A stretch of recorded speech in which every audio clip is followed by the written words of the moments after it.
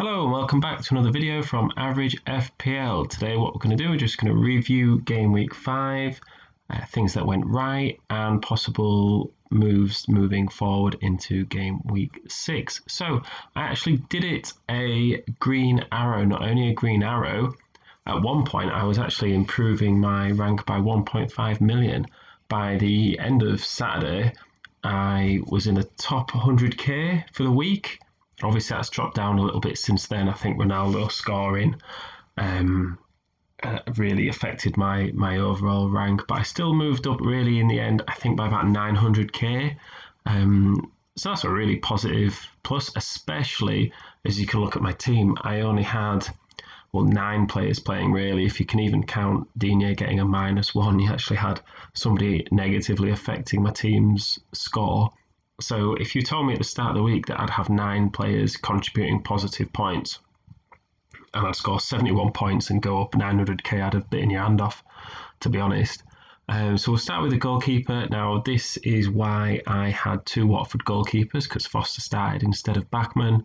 So Foster was originally on my bench, but he played in the game.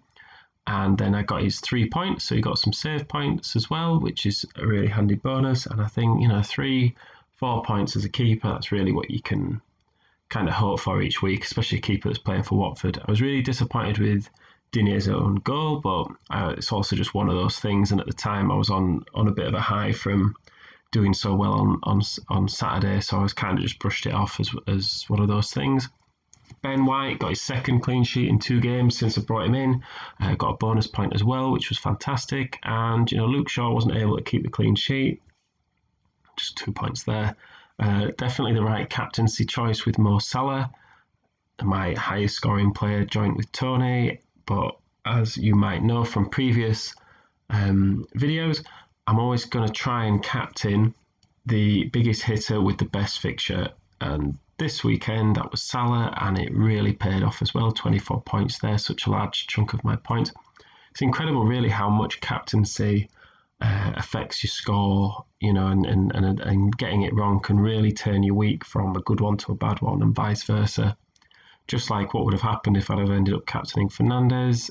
He had a couple of chances in that game as well, and I was a bit disappointed he didn't get the assist for Ronaldo's goal. He played the ball in, Ronaldo had his shot saved, and then taps in the rebound, and you think if Fernandes had the shot, the keeper saved it, then Ronaldo taps the rebound and he'd get the assist. So he was unlucky there not to get some more points, I thought. Jota with Salah, just 3 points, and he's starting and he's had chances, but he's not getting the points. We'll go into what I think about Jota in a minute or two, but did really not too much at the weekend. Odegaard, along with Ben White, when I got him in, has really paid off this weekend. That 1-0 win to Arsenal, and I had the goal score, which meant he got 3 bonus points. Really helped me out that weekend because he's so low owned as well. And Mbeumo and Tony, goal and assist, and Mbeumo got the goal. And 2-0 win, so some bonus for Tony as well.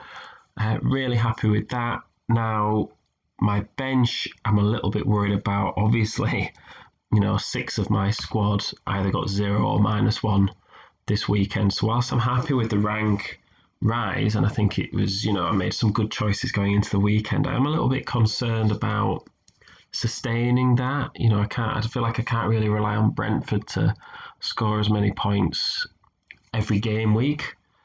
And obviously we've got Wilson and Calvert-Lewin that are injured as well at the moment, and Thomas that's not playing. So my thoughts moving forward, what I'm thinking of, and there's a couple of ways I could go with this. I could transfer Jota out. I could transfer Jota for a cheap midfielder, and that would be a good way to get Lukaku in for Callum Wilson, because that's the aim. Hopefully this weekend or the weekend after, Lukaku in for Callum Wilson. I could take out Thomas for a 4 million defender. I think I was looking at Manquillo at Newcastle, who's played the last couple of games, and that would allow me to transfer Jota down to someone like Ward-Prowse, who's just around 6.3 million, and that would give me enough money to get in Lukaku, and that'd give me a third big hitter. Now, Jota's got a really good game this weekend, so I'm a bit reluctant to transfer him out just yet, especially as that second strategy would involve 3 transfers. So what I could do this weekend is take Thomas out for Manquillo and then leave Jota, leave Wilson for next game week, because Thomas isn't going to play anyway, so I'd be freeing up funds for that. If he was playing, I'd say he was one of the best defensive options in the whole of Fantasy League, but if he's not playing and I can save 0.5 mil to help out my team elsewhere and not completely just ruin my midfield by taking Jota out for the cheapest player, then I should do that. And then next week, when Lukaku's fixtures turn, I could transfer out Jota for Ward-Prowse and swap Callum Wilson for Lukaku, because Southampton with Ward-Prowse, they actually have some really good fixtures. I feel like their fixtures are quite underrated moving forward, and I don't necessarily think they're going to set the world alight, but I think if you're ever going to get in a contributing player from Southampton at a good price, then now's the time. Obviously, I might just analyse the cheaper options other than Ward-Prowse when I'm looking at Jota's transfer, but I think Ward-Prowse, when I looked at it over the weekend, was the best midfielder for within that price bracket that I could get in and still afford Lukaku. So yeah, I mean, pretty good. I'm going to keep Calvert-Lewin. I think he's due back on the 2nd of October, so he's only missing for 1 more week. So I think then that'd give me a really solid front line with Tony, Calvert-Lewin and Lukaku.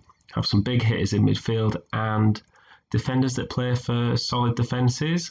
I mean, I'd be relying on Ben White and Luke Shaw, but I'd be happy with that. And then I think I'd just play Digne, and I'd probably just go 3-4-3 or 3-5-2, depending on the fixtures, and play it from there, really. So that's the plans going forward. A really good game week.